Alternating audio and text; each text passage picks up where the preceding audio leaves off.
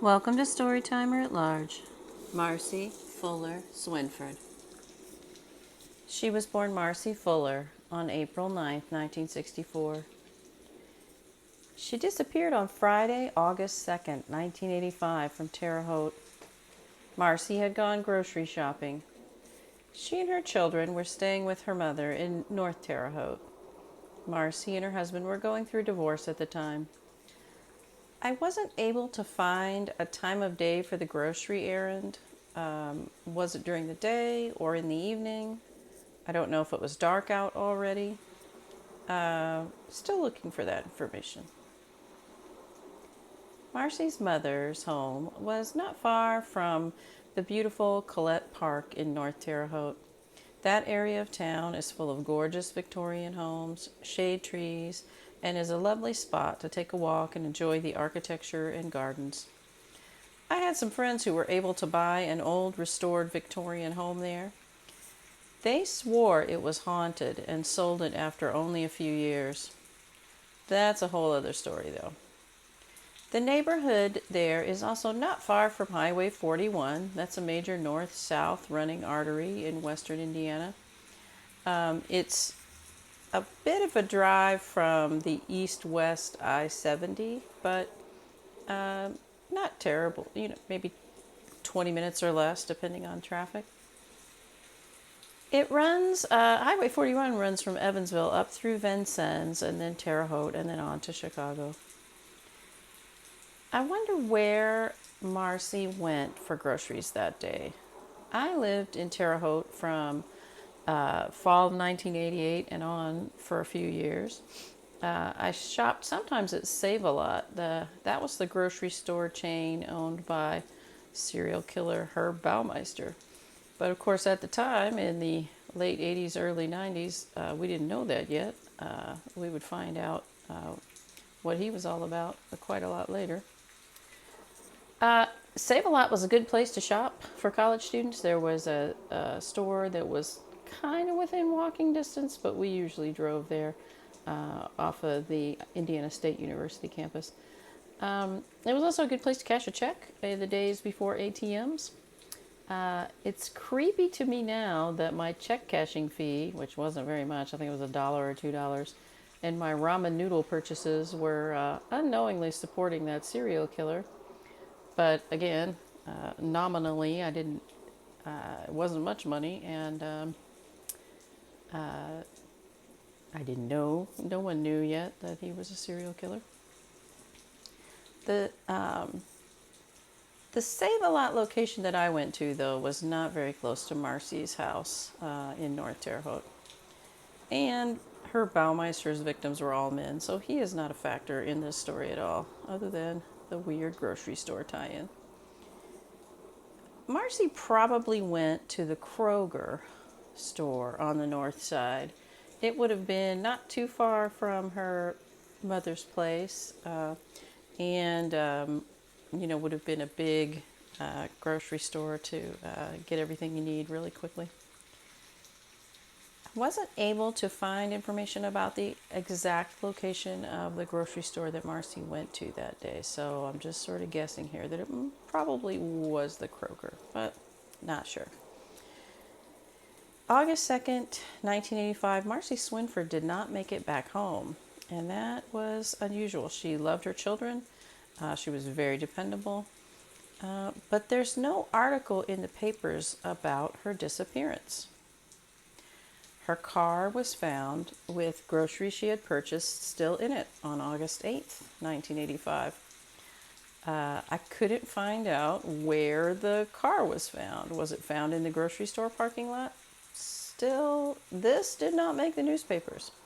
Indiana has always had a deep disdain for women, for single mothers, anyone struggling with poverty, and women who are divorced. And it still does, in my opinion. So I think this woman going missing didn't, raise any, didn't raise a lot of empathy with the people of Terre Haute, especially, and definitely not with the people who were writing the papers.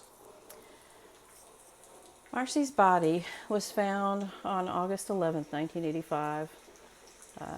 9 days after she went missing. It was about a quarter mile east of Indiana 63 on Thorpe Road. I think I found the right area, but I believe that the street names have changed. It seems like there's been a lot of development, a lot of houses built down that way since 1985. There's also a Thorpe Road in West Terre, Haute, but that's not the correct area. That's too far away. It's not anywhere near Indiana Road 63. Marcie Swinford was only 21. One theory is that Larry Dewayne Hall killed Marcie Swinford, and that seems likely to me. I would imagine that Marcie's husband had an alibi, otherwise he surely would have been questioned and indicted, and that would have made the news. But Larry Dewayne Hall made notes about trolling for victims at grocery stores and grocery store shopping centers. He's thought to have abducted Tricia Reitler in 1993. He was convicted of killing Jessica Roach. I think he abducted and murdered Holly Ann Anderson also. She was found incredibly close to the spot where Jessica Roach was found. He was a serial killer who traveled a lot. He traveled mostly in the Midwest, but sometimes down south. He was a history buff. He liked Civil War reenactments, and he participated in those. And he liked Revolutionary War reenactments and participated in those as well. But he also just traveled whenever he had some time off to different towns and cities to see different historical sites, and also just traveled to do the thing that he was up to the most, which was abducting and assaulting and murdering women. His modus operandi was to use a rag soaked in a chemical to nearly instantly knock a victim unconscious and then hustle them into his van. And to me, I could see that happening in a grocery store parking lot. Maybe Marcie was focused on loading the groceries into her car. She's not really looking around like most people aren't when they're in a grocery store. You're just sort of getting those groceries put in the car, and you're not really looking around at everybody who's walking back and forth and cars that are pulling in and out. I think that as she's putting the groceries away, Larry Dewayne Hall drove up and parked along the side of her.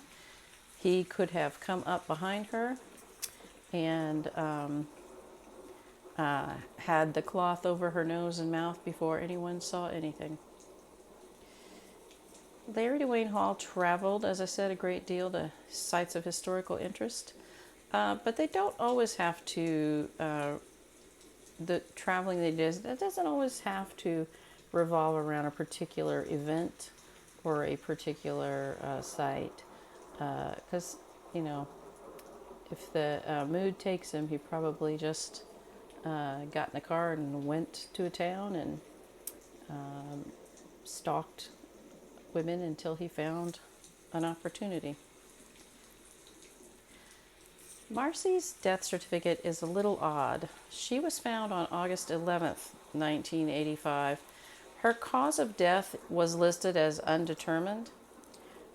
Her death certificate was also not officially signed until February 6, 1987.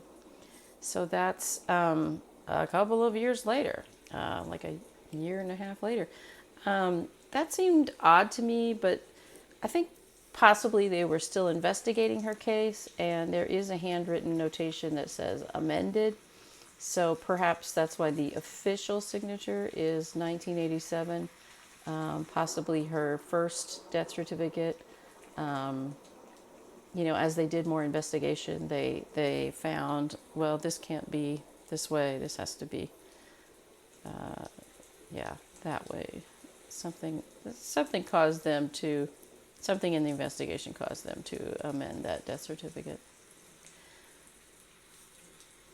Marcie Fuller Swinford was only 21, and she had 4 young children. She had a family and community that loved and missed her. She should still be here.